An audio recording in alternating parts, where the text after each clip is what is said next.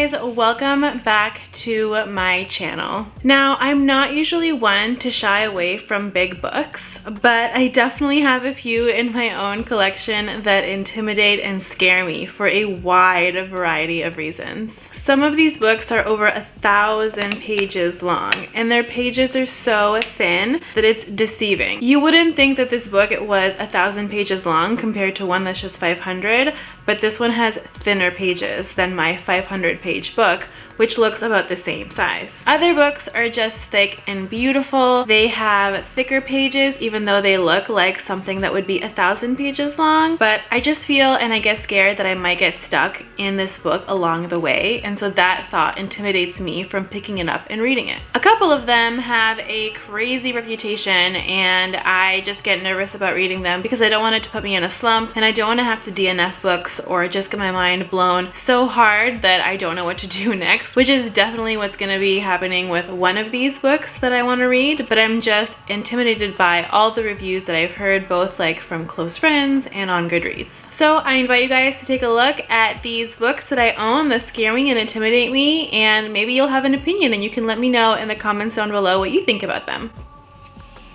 So there's two books that are just so long, and one of them even looks so deceiving. This is IQ 84 by Haruki Murakami, and it is over 1,000 pages long. I think it's like 1,100 and something, and it doesn't even look as thick as some of my other books, but it is a paperback. It's floppy and beautiful, and her pages are not thick, honey. They are so thin. She's a beautiful book, and I've heard that Murakami's writing is absolutely legendary. It is a staple to have in my collection, but I haven't read it yet because its pages just intimidate the hell out of me. I've heard things about this book, like the fact that I really need to read 1984 to get a better understanding of this, because this takes that idea and expands on it a little more. So I love dystopian novels and I love Orwellian novels, but I haven't gotten to this one because it is just so long and I have no idea how I'm gonna get through it. The next ultra long book in my collection is The Priory of the Orange Tree by Samantha Shannon. Now, this one is a digital book, so I don't have to look at it and be intimidated by the sheer amount of pages that I see in front of me, but just the knowledge that it is over 800 pages just scares the crap out of me. It is a standalone fantasy novel, and I've heard amazing things. It's popular on BookTube and it's popular among fantasy lovers, so I know it's one that I'll probably end up loving, but I worry that I'll just take forever to read it and the sheer size just scares the crap out of me for some reason.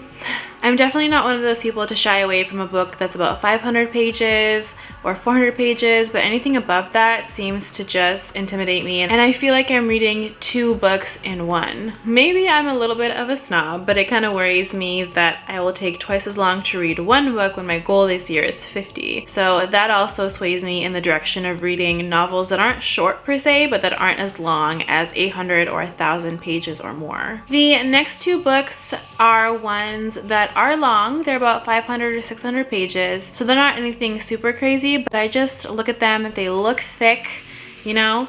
They're thick girls, they're thick boys, and they look as big as an 1,000-page book, but their pages are a little thicker, and it just worries me that I'll get stuck somewhere in the story. The first one is Name of the Wind by Patrick Rothfuss. Now, this is the anniversary edition, and it has a beautiful cover with some beautiful red pages. I have heard so many good things about this. I don't know why I'm worried that I'll get stuck. I think it's just looking at the sheer size and being like, I know you're not that big, but I'm scared I'm gonna get stuck in you somewhere, and that thought just is enough to make me pick up a different kind of book. The next one in that same type of book is The House of Earth and Blood, Crescent City by Sarah J. Maas. Now, I think the actual name of this book is The House of Earth and Blood, and Crescent City is the collection. I'm not sure if this is a standalone or if there's gonna be more. I'm currently reading Sarah J. Maas's Throne of Glass collection, and those books are smaller and they just seem more digestible.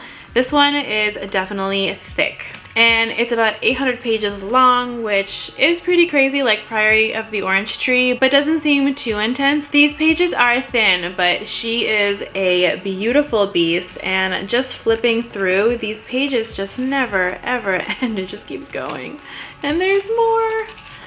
but I've heard amazing things about this one too, so I don't think I'll be disappointed.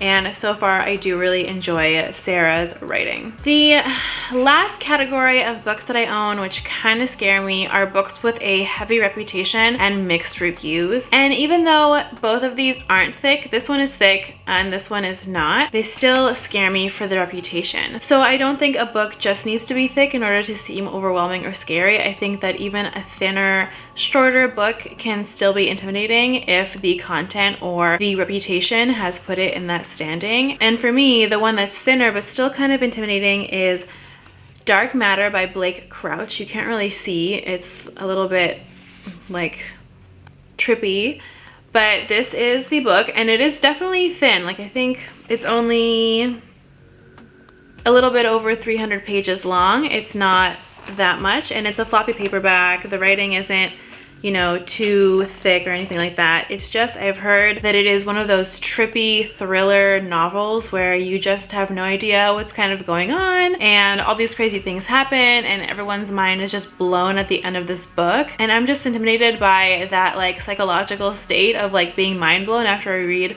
books like this, even though I know it's probably going to be like a 4 or 5 star read. I've also heard other kind of more mixed reviews where some folks are not able to handle this type of psychological drama, and that kind of scares me a little bit, but hopefully I pick this up soon when I'm in the mood for something dark and thrilling like this one. The next book that kind of intimidates me is one that seems pretty controversial. It is not a fantasy book, but it is literary fiction, I believe, and it is considered a classic, and that is The Fountainhead by Ayn Rand. I don't know a ton about this, but I know that it's a very politically heavy novel and it's kind of a crazy political venting that she does in this, which can seem really out there and weird and crazy, and a lot of people just really don't like this one. But I've always wanted to kind of dig in and just see what the fuss is about and why it's so horrible. I just know that when I'm reading something for the purpose of finding out why there is this weird negative hype around it, that I definitely get stuck in the story. Plus, she is a thick girl. This is like a mass market paperback with like thinner pages. It's not floppy and cute, but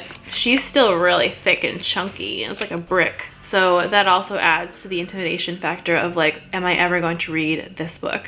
The last book that I want to talk about is also one that has kind of a mixed reputation. Initially when I got this book, I was really excited about it, but I haven't read it because I've heard not so great things about it in the end. And that one is going to be Starless C by Erin Morgenstein. Now I read Night Circus, or at least I've almost finished Night Circus, and so far I really loved the writing and I loved the story. But I've heard that the Starless C is not exactly the same type of story and the same type of excitement as the Night Circus, and I heard mixed reviews about this book from a lot of different booktubers and a lot of different reviews online as well. So even though I have this super beautiful stunning copy, and even though it is under only 500 pages, it still intimidates me since I'm not sure what I'm gonna get, and I feel like I could get really stuck in this story or DNF it. And I've only ever DNF'd one book that was recent, but I don't want to go through and DNF another book, especially in like the span of a month. So those are all the books that I own that kind of intimidate me or scare me from reading them, and I hesitate to pick them up for those reasons. If you have any books that intimidate you or scare you in your collection that you still want to read someday, please let me know in the comments down below. I definitely want to hear about your experiences, and if you've read any of the books that I mentioned in this video,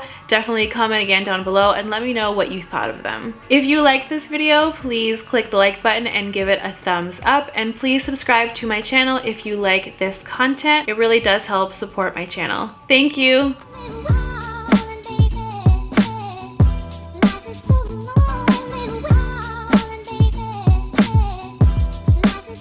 Look at this stack though.